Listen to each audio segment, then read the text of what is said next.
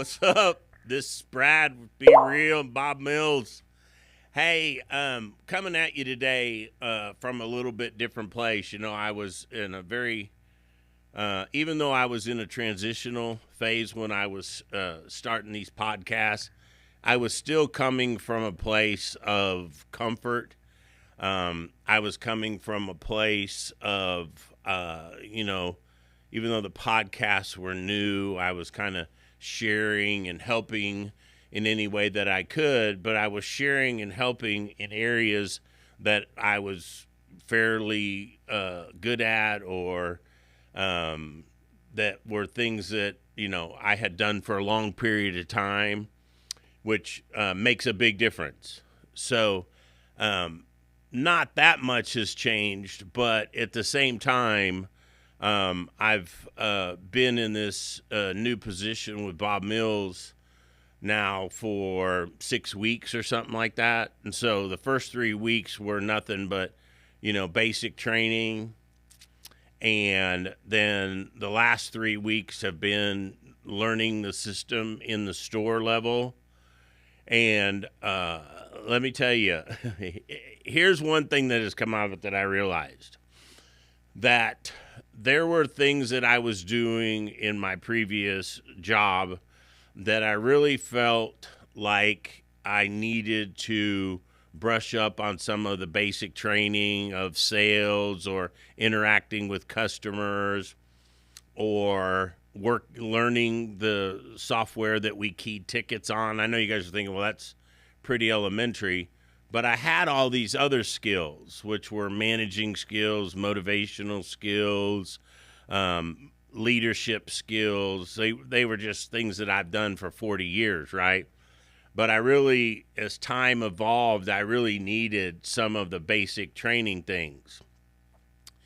And I wouldn't slow down or carve enough time out of my schedule to go back and learn the basic training things. So during this evolution and transition, it has somewhat forced me into doing these things that I wanted to do in the first place. And here's why it's always so important to stay tuned in and stay polished on the basic things like talking to customers, using the software. You're a far better manager if you can do those things that you're asking your people to do. It's any type of sales, it comes from, there's two different levels of understanding there. If I'm sitting in a room and I'm learning something new, I learn it in a way that's like, okay, I learn it well enough that I understand it. There's another level of understanding where you know it well enough that you can teach it. That's a whole different level of understanding. And so now the things that I've been doing has put me in a position that now I understand it to the level I can help somebody else out in the basic, I'm talking about in the basic of needs, which then add that to everything else I was doing is extremely helpful. But along with that comes fear. And the fear comes from the unknown. And the fear comes from literally years or decades of being fearful of doing certain things. Over a long period of time, this huge wall gets built up, right? And you find ways to skirt around that wall and not have to face whatever it is that you're fearful of. And in my opinion, life, karma, the world, God has a tendency of moving that obstacle back. And sooner or later, you're going to need to overcome that to fulfill the things that you were sent to this earth to fulfill. And so, but the fear's a bitch, man. Fear ain't no joke, and it can lock you up. Even though fear is not even an actual thing. So when I say that, it's like, hey man, go out in the hallway and grab me a cup full of joy. No, there's no such thing. So go pick up that thing over there that is fear and bring it to me. You can't do that. These are all things that are manifested in your head, right? So, but fear will lock you up, and I'm not minimizing it. I'm not, now that I've faced it more. I guess that's what I'm saying. I'm coming from. Now that I've faced it more, I want to talk about it more, because first, what you need to do is really, really, really evaluate what it is about that situation that you're ultimately fearful of, because life has a tendency of making this thing bigger than it really is. The obstacle's really bigger than what it is. Well, let's figure out of that obstacle, what of those obstacles can you do? And so you're dissecting it into, there's probably only one or two things you really need to identify and then overcome, right? So that's a big thing. And I really feel like this is important, because with fear, I don't care who you are, with fear comes anxiety. With fear comes depression. With fear comes an unfulfillment of life.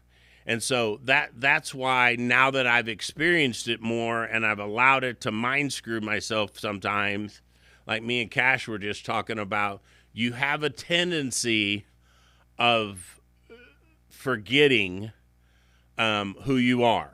And that's where fear seeps in sometimes. And I don't know if you ever heard any of the podcasts, but you will remember failure 4 times longer than you will success.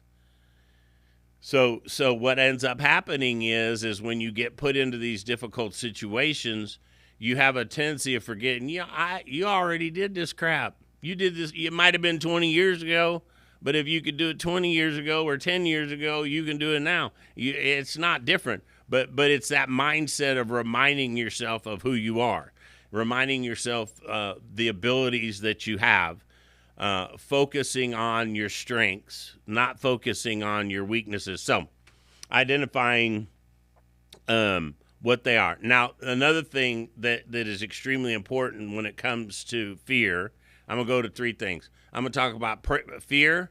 I'm going to talk about perseverance. I'm going to overcoming objections. And then I'm going to talk about celebration. So this fear is not going to be a 20-minute deal here. But it is important, because you can't, if you don't overcome the fear part, you're not going to persevere. You're not going to have anything to celebrate. So I just want to cover that first. So the thing too is don't go it alone. There's 2 things to remember. One, like I've said a gazillion times, you were sent to this earth with everything you need to achieve what you were sent here to achieve. Well, part of your inhabitants on this earth are the assets that are around you, whether they are friends, whether they are family, whether it is a vehicle, whatever it is. That's kind of how I started this whole podcast thing. I started inventorying what was around me, and what the hell can I do, man? I mean, I just worked for a company for a long period of time. They canned me. What do I have around me? And hell, there was a lot of fear. But I had to look at it and go, what do I have around me? Who do I have around me? And where can I take the first step? You got to take the first step. So assess what's around you. Find what your assets are. Those are both physical, mental, spiritual. People are a huge asset. Because here's the deal, you can't sit there and go, well, man, I'm going to do that when this happens, or I'm going to do that when this happens. No, it might never happen. And so you're locked in this state of perpetual nothing, man. So, and like I'm probably going to say it a couple of times here. I'm coming from a different place now. You probably can tell in the intensity of my voice. I'm coming from a different place now where I'm fearful on a daily basis. And so I have to identify that, overcome that, go do that, and keep rolling. But I'll tell you this, the gratification and rewards that come from the fruit that comes from that, overcoming that instantly, immediately. And I always make this before when I was talking about it from a place of comfortable. It's like if you've ever watched like a race in the Olympics, a hurdler, Well, they go over that first hurdle and then they go over that next hurdle. Next thing, they're running so fast, it's like there's not even hurdles on the track. That's what I'm talking about here. That if you don't go over the first hurdle, you'll never go over any hurdles. But as you move forward and you get comfortable going over hurdles and you don't let fear lock you up, then what will end up happening is that you get going faster over the hurdles and you don't even see the hurdles, because there's going to be hurdles the rest of your life. There's going to be things you're fearful of the rest of your life. So that's why I'm coming to you from that. Understand the nature of fear. Another thing, which I've said this before, the human mind can only think of one thing at a time, and fear's a real deal. But at the same time, so's gratitude, and so's grace. And so if you force yourself into remembering and being grateful for those things that are in your life, then what happens is those tend to manifest, and that helps you to overcome that fear. That's extremely important. You're not alone. It's not that you don't have crap going on in your life. I mean, positive crap going on in life. It's not like you don't have some kind of assets. Now, that's what the adversary is going to try to convince you of, and that just keeps you. If they can keep you locked in a state of fear, it's one. So, keeping those things in mind is the quickest way to overcome, like an anxiety, depression, fear, is look around you and be thankful. Look around you and find the assets that you have. Take those assets, but you know what, man, none of that shit's going to matter. It's not going to matter if you have succeeded in the past. It's not going to matter if you have a few assets around you. It's not going to matter if you have great people around you, because they can't help you take that first step. You got to take the first step, because then once you do that, then comes perseverance. Perseverance and grit is the deal, man. Over a long period of time, and I'm not talking about like little bursts of perseverance. I'm talking about days and days and days and days of perseverance. If you go through days and days and days of perseverance, after a period of time, you ain't fearful of nothing. Why are you not fearful of nothing? Because I overcame it yesterday. I overcame it the day before. But grace, and when I say grace to you, grace to the people around you, are huge, huge things. I'm changing gears, but I'm not changing gears. I want to talk about, like when you're faced with the same thing with obstacles, when you're faced with objections, or you're in a situation, either a business situation or a life situation or whatever it is, when you're in a situation where you're facing objections, it's extremely important. Just like, okay, I made it sound super simple about inventory your assets, get the assets around you, take the first step. I made that sound simple, but sometimes you assess the assets around you and you figure out what's going on. You take the first step and you get smacked right in the head. Okay? But then comes the perseverance part where you do it again. Now you do it 10 times, you're doing something wrong. And I have a tendency to do that. Like if I get into a situation and I go through these steps that I've been saying and it doesn't go the way that it should, what I have a tendency of doing, well, hell, that didn't work, so I'm just going to go faster. I'm like, no, that's not the answer. 2, which Cash just said, we were having problems setting up some of this equipment.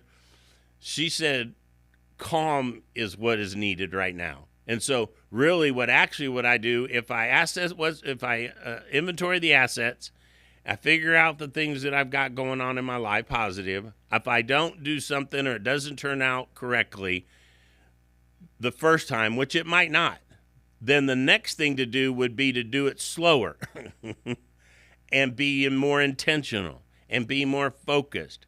The worst thing you can do is speed up. Now, if you do it enough times, you're doing something wrong.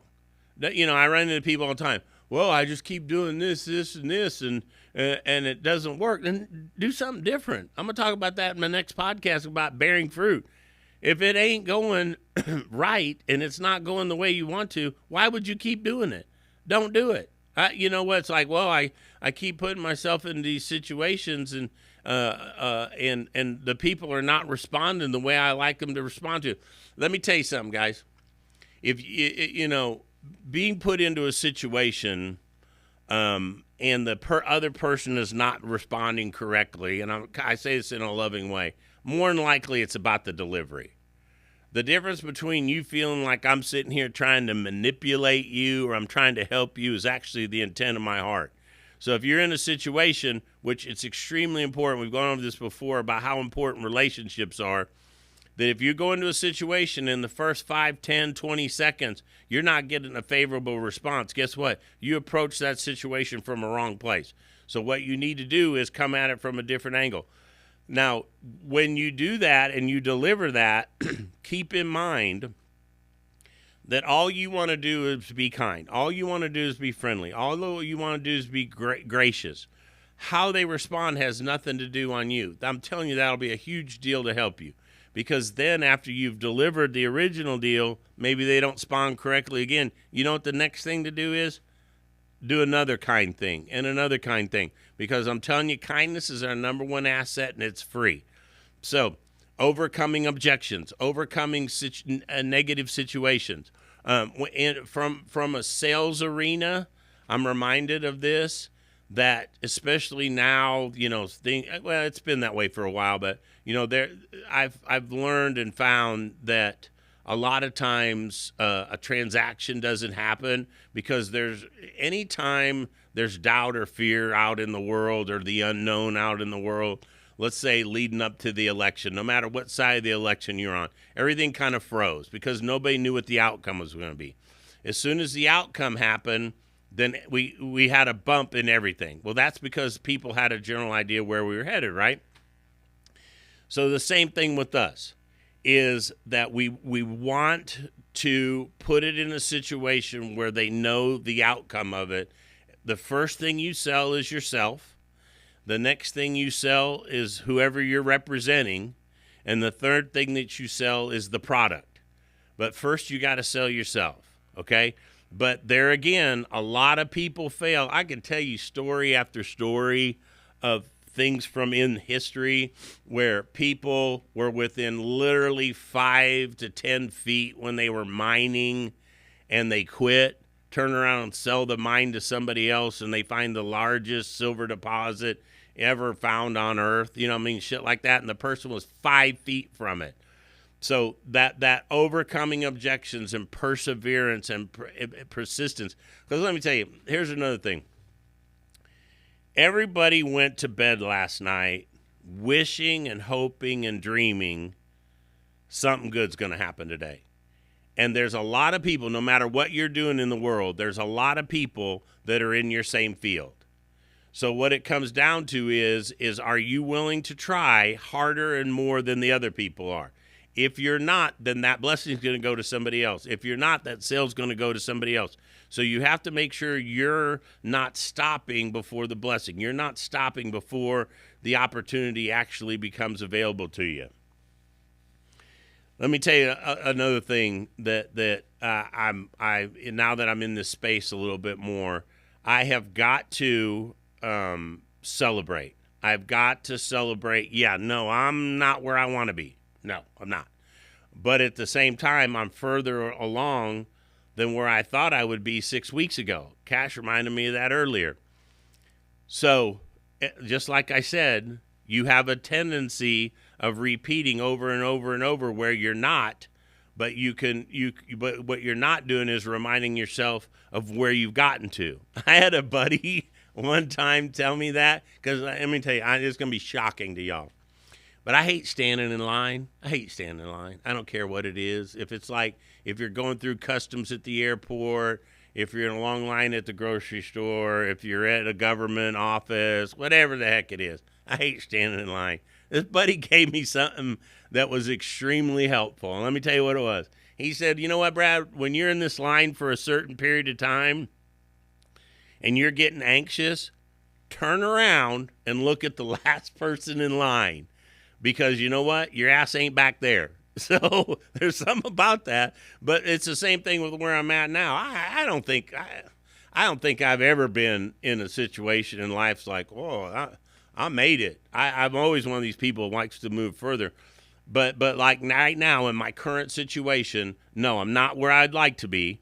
But there again, considering where I was 6 weeks ago, or considering I was 2 months ago and I didn't even have a job, I'm a lot further down the road. And you got to give yourself the grace, man. I jokingly tell people that that when people go, "Oh, you're pretty confident," or you're pretty this, you're pretty, yeah, man, I love myself so much. Sometimes I text myself, you know what? I'm joking about that, but that's probably wouldn't be bad for us to do, to remind us of the something that we did well or something that we achieved that day. Here's the other part that'll help you to keep going. The mind either moves forward or grows. You know, that growth mindset that we talked about a lot. When you're in a growth mindset, you can't see fear. When you're in a perpetuating, moving forward place, you don't have time to look in the, that famous quote, that's why the windshield's way bigger than the rearview mirror, is when you have that growth mindset and you're moving forward with a growth mindset, you don't have time to be fearful. So that's, in my opinion, for me, now that I'm coming from this different place where I'm in a little bit of doubt, I'm in a little bit of the unknown. I have a tendency of that. So then in my downtime, I allow fear to creep in. What I really need to do is to be thinking, what am I going to do next? What have I done well? What have I succeeded at? What are my blessings? Because see, while I'm thinking of all those things, where am I going? Where am I headed? What have I succeeded with? What's in my life that's a blessing? Who loves me at these deals? See what I'm saying? That's a growth mindset that starts just steamrolling the crap out of fear, steamrolling the crap out of whatever situation that you're in. Hey, guys, remember, man, I'm not just here for these podcasts. There's a link below. Subscribe. There's everybody knows how to get a hold of me if you ever need to get a hold of me. I said that in my very first podcast that, my place of homelessness. I'm going to tell you something else. Since my wife posted it online, I want us one thing to celebrate. On Friday the 21st, I was 10 years sober. Get you some of that right there. But even with this season that I'm in right now, is it all fun? No, it ain't all fun. But I'm just one of these people that I'm not in this season to get stronger. I've always been a big guy. I've always been a pretty strong person. I'm going through this season now because I relate more to people that are in a fearful state. I relate more to people who are in an anxious state because they're in a new situation and they're learning stuff that they've never known before. If you're in that place, if you want to just talk to somebody, if you just need some encouragement, but don't let fear stop you. Perseverance and grit is what it's about. Overcome the objectives. Don't forget who you are. Let me tell you, I'll finish with this. I always say that I tell people, you know what my biggest prayer for my friends is that they just see themselves like I see them and see themselves like God sees them. Well, you know what? It's time for me to take some of my own medicine. You guys go have a great day. Be real. Thanks for tuning in.